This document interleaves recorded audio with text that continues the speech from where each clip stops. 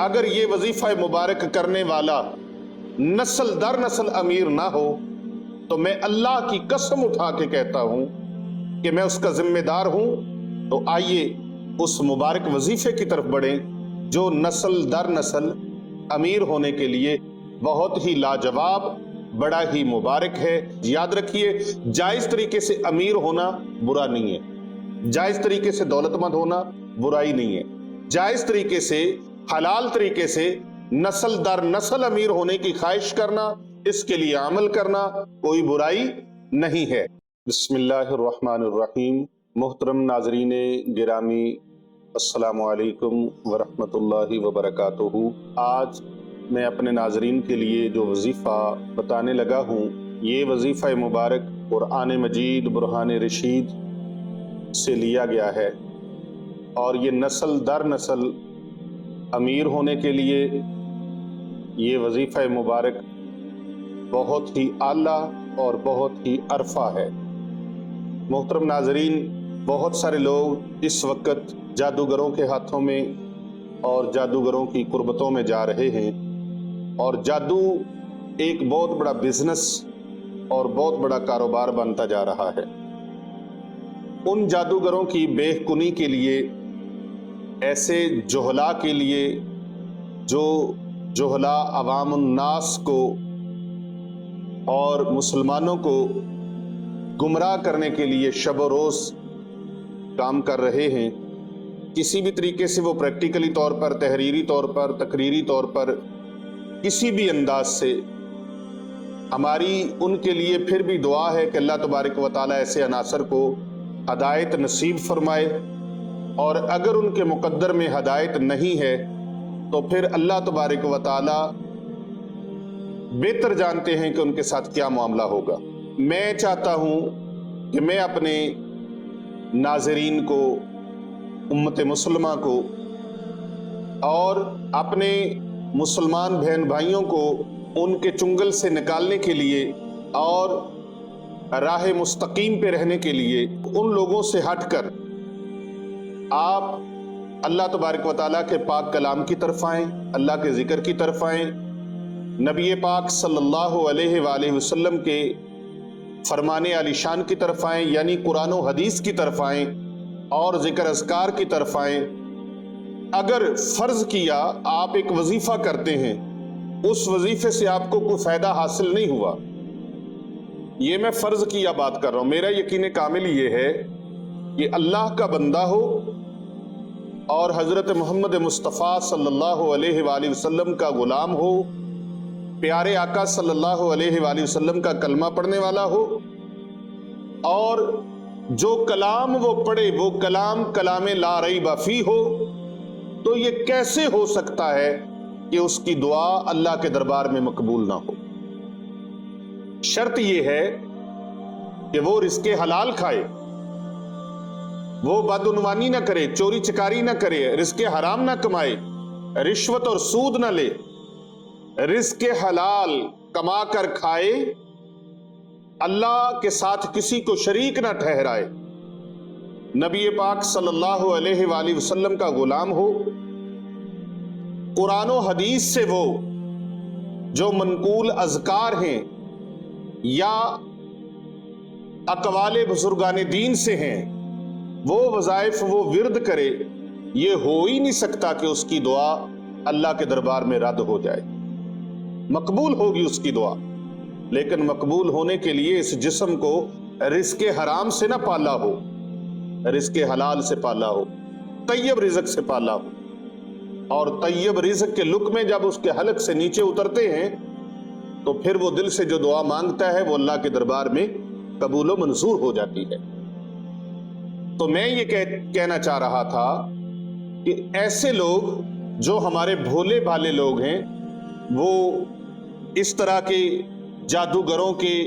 اور بد مذہب لوگوں کے پاس جا کر سوچتے ہیں شاید کالے علم سے ہمارا کام جلدی ہو جائے گا۔ یہ بلیک میجک، کالا علم کرنا، کروانا اور اس پر اعتقاد رکھنا، یہ دین سے دوری کی وجہ ہے، اور اللہ تبارک و تعالیٰ سے دعا ہے کہ ایسے لوگ علم دین حاصل کریں، علم دین کی اویئرنس ان کو حاصل ہوگی تو ان کو پتا چلے گا کہ ہم گمراہی کی طرف جا رہے ہیں، ہم بھٹکے ہوئے راہ پر جا رہے ہیں۔ تو ایسے لوگوں کو ہمارا مشن یہ ہے کہ اللہ کے بندوں کو اللہ سے ملایا جائے، اللہ کی مخلوق کو اللہ کی راہ پہ لگایا جائے۔ تو وہ قرآن و حدیث کی طرف توجہ کرے، قرآن و حدیث کی طرف آئیں اور بزرگان دین کے اقوال کی طرف آئیں، کیونکہ بزرگان دین کے اقوال جو ہیں وہ بھی قرآن و سنت کی روشنی میں ہیں۔ اولیاء کاملین کے جو اذکار ہیں، اوراد ہیں، وہ بھی قرآن و سنت کی روشنی میں ہیں۔ ان کے اندر شرک کی کوئی آمیزش نہیں ہے، تو شرک کی بدبو سے بچنا بھی ضروری ہے۔ اللہ کے ساتھ کسی کو شریک نہ ٹھہرایا جائے۔ قبول فرمانے والا، دعاؤں کو قبول فرمانے والا ہمارا اللہ اتنا طاقتور ہے کہ جس کی زبان ہوتی ہے وہ زبان سے دعا اللہ کے سامنے مانگتا ہے، اور جن کی زبان نہیں ہوتی اللہ ان کی دعائیں بھی سنتا ہے۔ جن کی زبان نہیں ہوتی، جو بول نہیں سکتے، جو بات نہیں کر سکتے، اللہ ان کے دل کی دنیا سے بھی باخبر ہے۔ ان اللہ علیم بصیر، بے شک اللہ تبارک و تعالی دیکھنے والا ہے، سمیع بصیر ہے، سنتا بھی ہے، دیکھتا بھی ہے، ہر چیز اس کے مشاہدے کے اندر ہے، ہر چیز اس کے سامنے۔ ہماری نظروں سے چیزیں اوجھل ہوتی ہیں، لیکن اللہ سے کوئی اوجھل نہیں ہے۔ اس لیے ہم سو بھی جاتے ہیں، ہمیں اونگ بھی آتی ہے، اور ہمارا اللہ وہ ہے جسے نہ نیند آتی ہے نہ اونگ آتی ہے۔ تو آئیے اس مبارک وظیفے کی طرف بڑھیں جو نسل در نسل امیر ہونے کے لیے بہت ہی لاجواب، بڑا ہی مبارک ہے۔ اگر آپ لوگوں کو دیکھیں تو فکر مند نظر آتے، میرے بچوں کا کیا بنے گا۔ ہر ماں باپ اپنے سے زیادہ اپنے بچوں کو کامیاب دیکھنا چاہتا ہے۔ جو اس نے احساس محرومی اس کے اندر ہے وہ چاہتا ہے، وہ ماں باپ چاہتا ہے کہ ہماری اولاد احساس محرومی کا شکار نہ ہو۔ جو نعمتیں ہمیں نہیں ملی، جو آسائشیں ہمیں نہیں ملی، وہ اللہ تبارک و تعالی ہمارے بچوں کو عطا فرمائے۔ یاد رکھیے، جائز طریقے سے امیر ہونا برا نہیں ہے، جائز طریقے سے دولت مند ہونا برائی نہیں ہے، جائز طریقے سے، حلال طریقے سے نسل در نسل امیر ہونے کی خواہش کرنا، اس کے لیے عمل کرنا کوئی برائی نہیں ہے۔ لیکن ناجائز طریقے سے، حرام طریقے سے دولت کمانا یہ غلط ہے، یہ حرام ہے، یہ ناجائز ہے۔ اور جائز طریقے کے ساتھ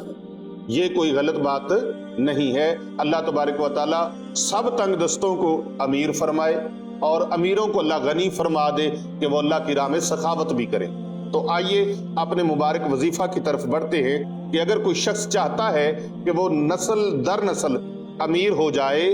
وہ بھی امیر ہو جائے، اس کی نسلیں بھی امیر ہو جائیں، اس کی دولت کسی صورت کم نہ ہو، ختم نہ ہو، بلکہ بڑھتی رہے، تو اس کے لیے یہ بہت مؤثر عمل مبارک ہے، اور اتنا پرتاثیر عمل ہے کہ بعد نماز فجر آپ نے اس کو شروع کرنا ہے، باوضو